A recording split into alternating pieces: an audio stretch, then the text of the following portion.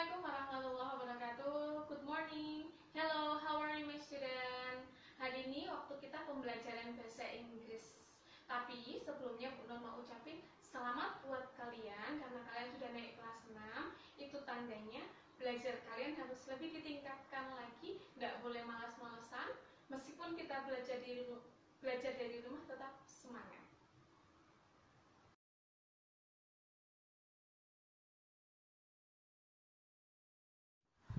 Oke adik-adik, hari ini kita akan belajar tentang simple past tense. Tapi sebelum ke sana, yuk lihat kalimat ini. Saya makan nasi setiap hari. Saya makan nasi kemarin. Di antara dua kalimat ini, bisa kakak kasih, ini kalimat A, ini kalimat B. Yang membedakan adalah di waktunya. Ini setiap hari, ini kemarin. Lah, bagaimana kalau ditranslate ke bahasa Inggris? Yuk, kita translate. Saya, bahasa Inggrisnya I. Ini pun juga sama, I. Makan, eat. Nasi, rice. Setiap hari, every day. Apakah ini sudah benar? Ya, benar. Sekarang tinggal yang bawah. Saya makan nasi kemarin. Saya eat nasi rice kemarin. Yesterday. Apakah seperti ini? Salah. Salahnya di makannya. Makannya tidak pakai eat, tapi menggunakan it. Nah, kenapa bisa seperti itu? Karena kalimat A ini menggunakan rumus simple present tense. Kalimat yang kedua menggunakan rumus simple past tense. Yuk, kita lihat. I ini subjek, it ini verb, verbnya verb 1, rice ini objeknya, everyday keterangan waktu, adverb of time.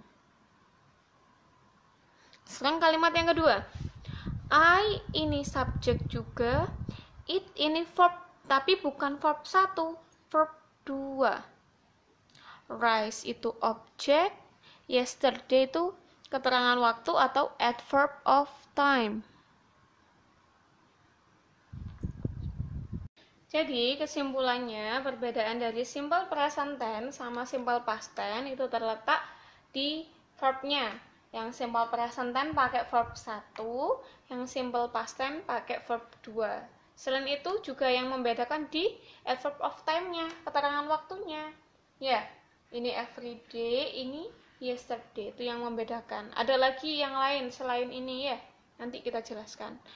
Untuk yang simple present tense kita sudah pelajari di kelas 5. Kalau tidak percaya, coba silahkan dibuka buku catatannya. Bu Nur sudah suruh nyatat di buku tulis. Sekarang kita fokus di pembelajaran simple past tense. Oke anak-anak, pola kalimat dalam bahasa Inggris itu terikat dengan waktu. Oke, lihat di sini. Ya. Ada sekarang, ada besok, ada kemarin. Jika waktunya berbeda, struktur kalimatnya atau rumus kalimatnya pun berbeda. Ini, kalau yang ini berarti yang akan dilakukan, ini yang sekarang dilakukan, yang ini yang sudah dilakukan. Nah, untuk membuat kalimat ini kita menggunakan rumus apa? Untuk yang sekarang kita pakai present tense. Untuk yang besok kita pakai future tense. Untuk yang sudah terjadi kita pakai past tense. Nah, yang kita pelajari adalah yang simple past tense.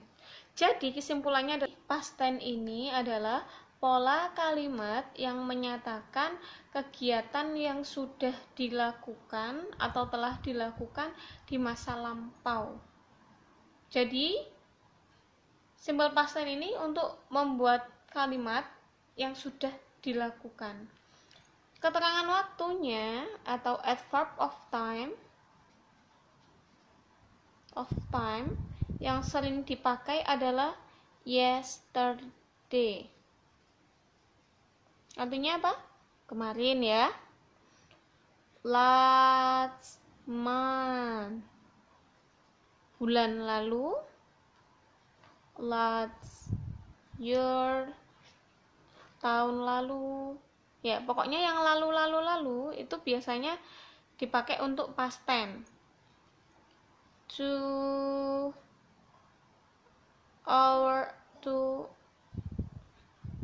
hours ago, 2 jam yang lalu, ya. Itu biasanya dipakai untuk simple past tense dan lain-lain. And etc. Past tense. Kalimat ada 3 macam, anak-anak. Pertama kalimat positif, 2 kalimat negatif, sama terakhir kalimat interrogatif, ya kan? Ya, yang kita bahas yang pertama adalah kalimat positif. Kalimat positif untuk simple past tense diawali dari subject, verb 2, object, adverb of time atau adverb of place. Bisa ada kedua-duanya atau bisa salah satu. Oke, yang pertama adalah subject. Subject bisa I, you, they, we, he, she, it, ya. Pokoknya pelakunya ya. Orang bisa, hewan bisa. Oke, setelah itu verb 2. Verb 2 ada 2 macam, anak-anak, regular verb sama irregular verb. Yang regular verb itu play jadi played. Tinggal nambahin ed. Ini yang regular verb. Kalau yang irregular verb yang tadi it ya, ate berubah jadi ate. Ini irregular verb. Object bisa apa aja ya, tadi played apa? Bermain football. Adverb of time-nya bisa pakai yesterday. Terangan tempatnya bisa pakai in the yard. Nah, sekarang ini bisa pakai I, bisa pakai you, bisa pilih salah satu ya. Eat apa? Makan apa? Objeknya makan pizza. Adverb of time-nya saya mau pakai last week, minggu lalu. Di mana? In the cafe. Jadi kalau kita baca I played football yesterday in the yard. Ini saya mau pakai she. She ate pizza last week in the cafe. Oke anak-anak, tadi mungkin kalian ada yang bingung ya di verb 2. Tadi kok ada 2 macam, ada regular verb, ada irregular verb. Nah, sekarang Bu Nur jelaskan biar kalian tidak bingung.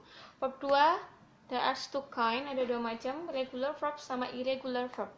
Regular verb itu artinya bentuknya beraturan. Kalau yang irregular verb artinya bentuknya tidak beraturan. Yuk, lihat yang sini. Ini adalah contoh regular verb.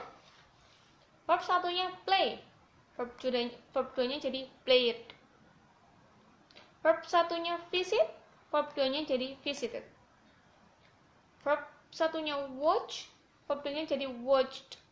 Nah, kalian bisa membedakan di sini.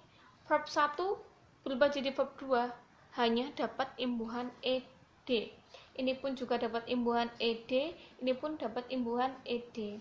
Lah, ini yang dinamakan beraturan, berubahnya tidak jauh berbeda, hanya dapat imbuhan ed. Jelas anak-anak? Oke, sekarang lihat yang irregular verb. Contohnya, verb satunya eat, berubah jadi ate. Buy, berubah jadi bought. sleep berubah jadi slept.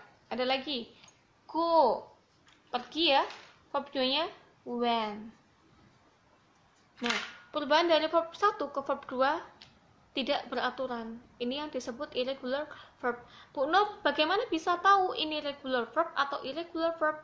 Anak-anak harus lihat di kamus bahasa Inggris. Kalau enggak punya kamus bisa googling, bisa searching. Ini enggak bisa dikira-kira, hanya bisa dilihat di kamusnya masing-masing. Paham?